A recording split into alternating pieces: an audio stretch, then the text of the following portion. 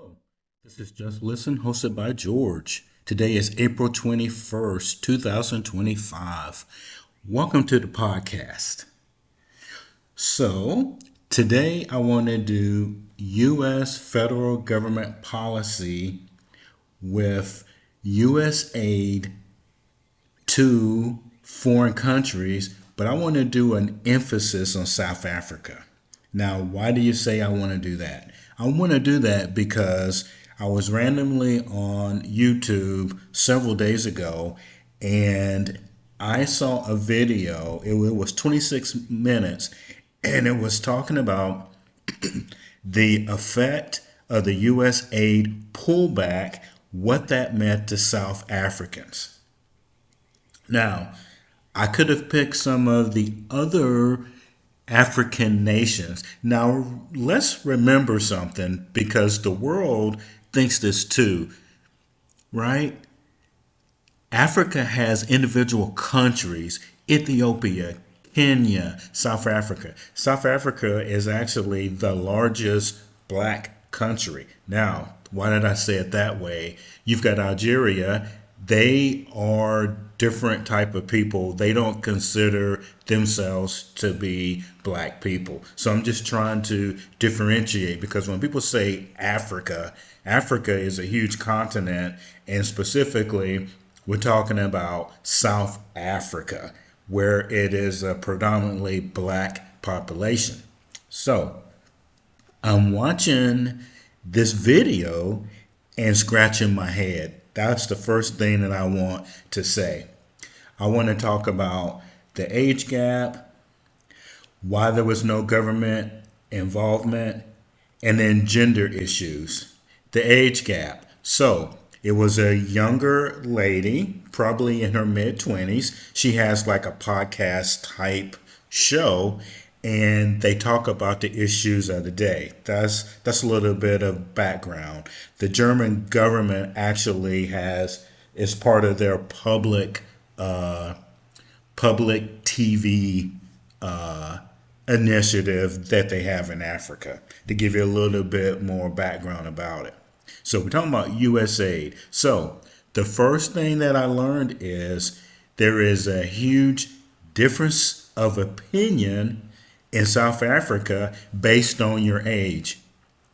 There were no older people at this forum. There were probably 50 people there, and all of them were younger.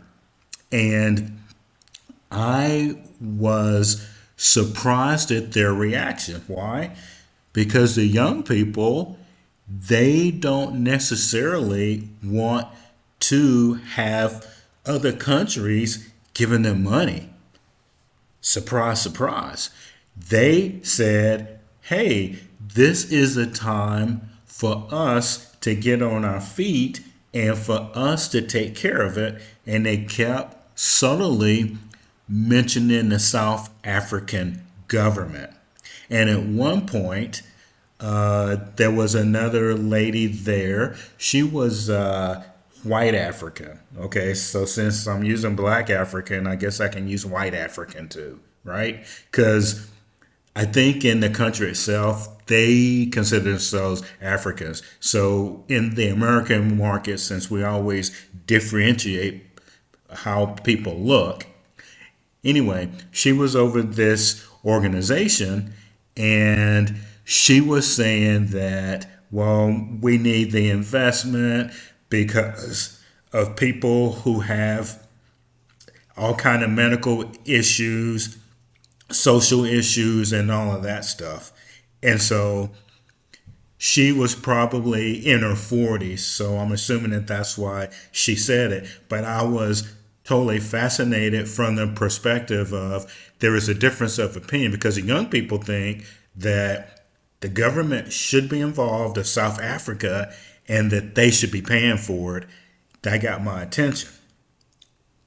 Now, why was there no government opinion? Now, I'm going to take a quantum leap. I looked up a couple of sources, and I'm here to tell you that the older black population in South Africa is dependent on the money.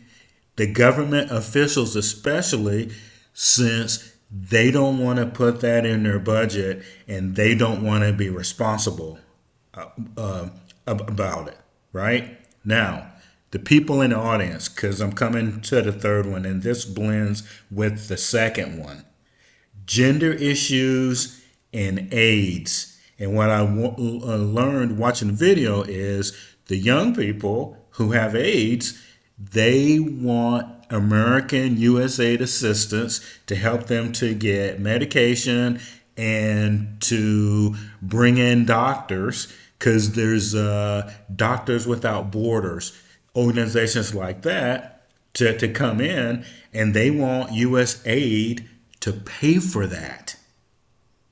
They have a whole bureaucracy, and I'll get to that in a second, because this disconnect between the old and the young, no older person was even at this gathering for this podcast, and also there were no government officials either. The government is ran by the older people, apparently, and that's like that in most countries. But I was struck by that the young people had no input, and instead of challenging us, USAID, why aren't they talking to their government and being a lot more vocal? Because it is an issue between those two entities. Now, the other part of it is I looked up to see how much money we were given. Now, through USAID, and they use the word investment, it's not investment, it's foreign aid. Okay? But they say, according to Google, it says there was a directive passed. It was called the African Growth and Opportunity Act, established several investment hubs across the region, right? So when we used taxpayer dollars in USAID and we gave that money, then it went to African Growth and Opportunity. This was in South Africa. So we don't even know if the money got dispersed to the other black African countries. 600 million in exports and created more than 40,000 local jobs between 2014 and 19, predominantly within the agricultural sector. Now, again, we're talking about South Africa. We're not talking about the other countries yet. South Africa, the reason that I'm highlighting them, they have resources, they have a central government, and I'm not understanding why that's not being absorbed by the government. And they have my attention because there is a total disconnect between the generations. And by the way, Africa, South Africa has the youngest population, and in general, Africa has the youngest generation of people in the world. Now, we are linked to South Africa, and there's been trade. But again, we are back to, why are we pumping taxpayer dollars into their country since the 20th century, probably longer ago than that?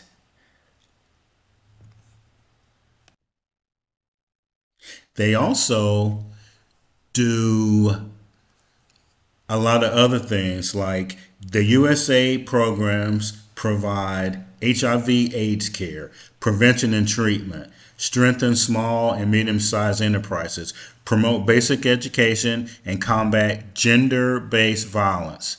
Okay, isn't that the role of government in the United States, in Europe, in South America, in all of these places? Those are what the government does. And in South Africa, I'm confused again to why that is the responsibility of U.S. taxpayers. AIDS care, government. Treatment, strengthen medium-sized enterprises. And if we were investing money, like I told you in a previous podcast, we would be getting the money back. And also, we wouldn't keep putting money in. When you invest in a country, and maybe I need to look up in Webster's dictionary what investment means, right? So in the US, when you invest in something and then you get a return on it, but not in South Africa.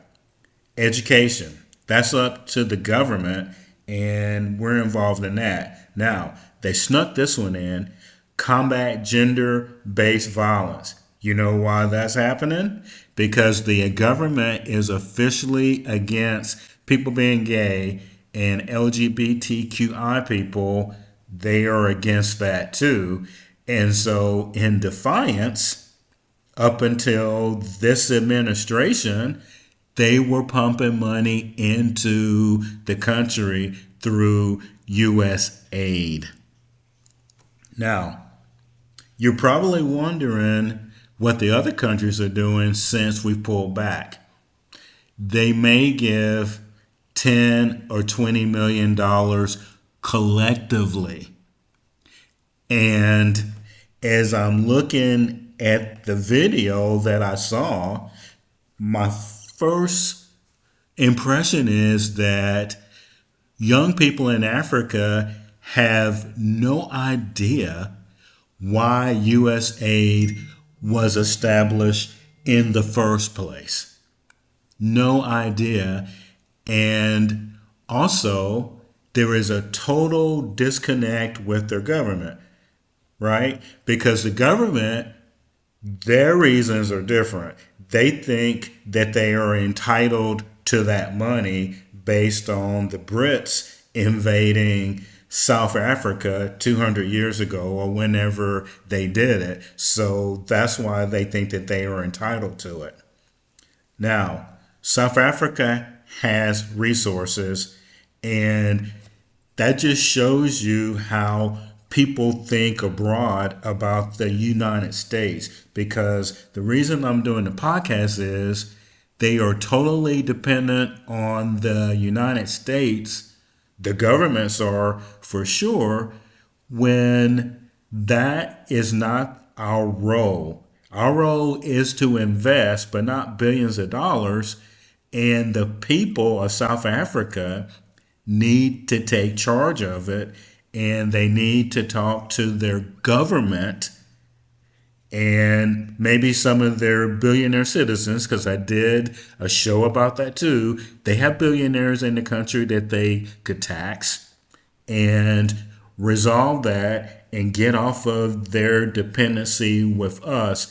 And I actually wish that an American person like me could have been part of this podcast to kind of set these people straight, because the United States is a great country. We're very giving, but it's not our responsibility to be the role of their government to subsidize money into the country for what USAID apparently, when they went rogue, were doing. This is Just Listen, hosted by George. Let me know what you think.